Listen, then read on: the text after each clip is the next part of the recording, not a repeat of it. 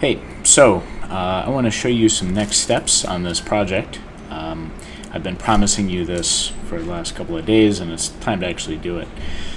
I've told you about this great place called Make Your Case. This website will let you create different containers of different size and different shapes, so different polygon sizes, a rounded corner box. And so I want to show you how we can actually use this to build something for your project. In Onshape, you can see I've laid out holes for the screws and for the parts and different things. All these measurements are looking really good. And so this is ready to go. But now what I want to do is actually cut these out of the parts of the box that I'm about to create so that we can have a nice container that fits all these things together. So all these dimensions have been figured out and measured correctly. So I'm going to go to Make Your Case. I'm going to go to the box feature, and let's just say that I want to make something that is let's say 150 millimeters wide, 100 millimeters tall, and maybe 80 millimeters deep, so something like that.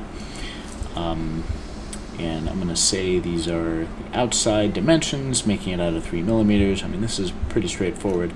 We're going to make this a closed box, and I think for my purposes I'm going to use the finger joints, and you can see that makes it so that you can take all these pieces and glue them together. And so you can just sort of take that, see what it looks like, and that looks good. And so now I'm going to download the plans. And we're going to download a DXF file for a very specific reason that you'll see in just a moment. As you can see, you have a lot of really great options here for showing the labels and things. Ultimately, we're going to keep these labels disabled. Having them enabled is a good idea on the web page right here, because you may want to see which part is which. But when you actually export this, you want it as a DXF file. So let's download the DXF. I'm going to enable that one more time just so that I can remember what all the different pieces are. So I have this box.dxf file, and let's show that in Finder. And what I'm going to do is rename that. And so I've renamed this box2.dxf because in my sample project I already have box.dxf because I did all this before. So I'm in this drawing where I've made all my dimensions and everything, and I have the sketch selected that I put all these things into. And so I'm now going to go to this option right here, Insert DXF or Dwg File. I'm going to import, and the important thing to keep in mind here is that the units are in millimeters. Now the reason this really matters is that when you put this in, if the units are millimeters, it's going to match the dimensions of things that you've already sketched out to the right size. So I'm going to select box 2, and we can see all those pieces just are now there, which is pretty cool. Now, you'll notice that in terms of how this was pasted in, it's actually right on top of some of the dimensions that I put in there, and I don't want that to happen. So I'm going to undo that.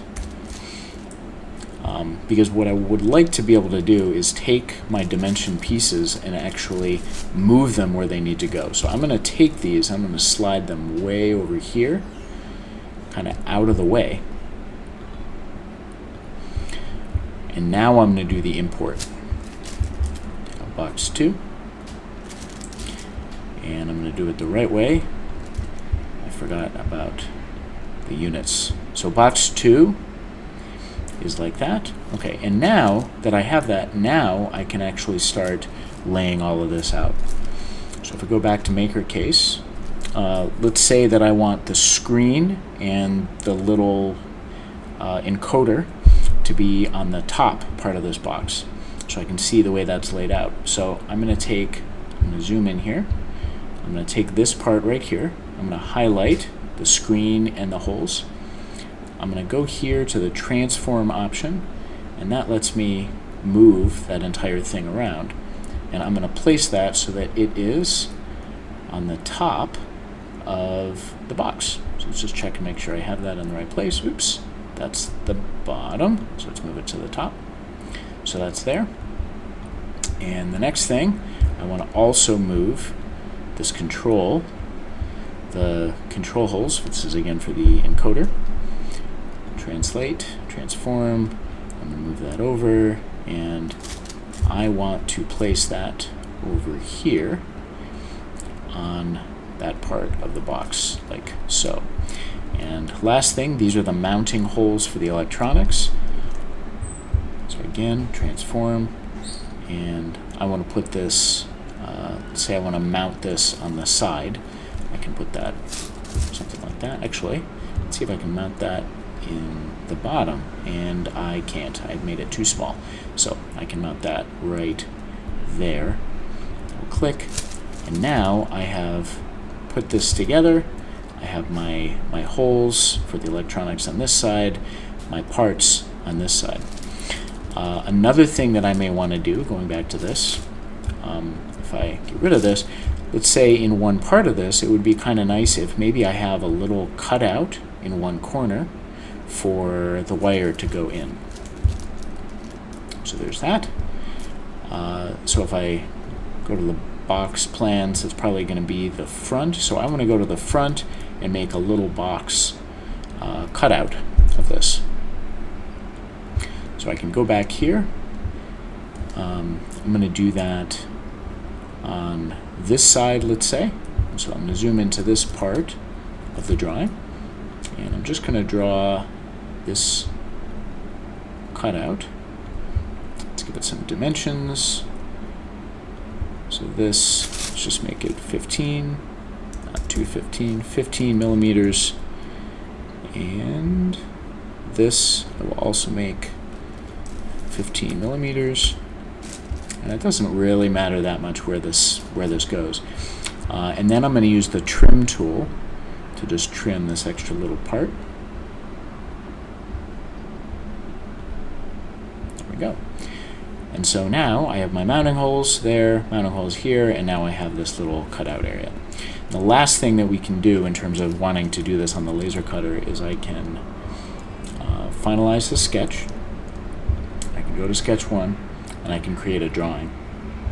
And I'm going to go to the custom template, and I'm not going to include either of these things because I just want a blank drawing.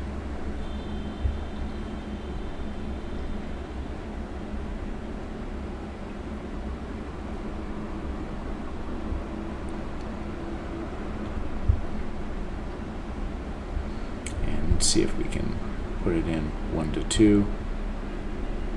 There we go. Maybe even 1 to 1. So this is the scale that this is being put in. It doesn't actually matter that much because we can resize everything later when we get it into the laser cutter software. When I place it there, I now get a nice clear drawing, and I can download this. I can export it as a PDF file, and that is the file that you can then send in to get laser cut. So I hope this helps a little bit.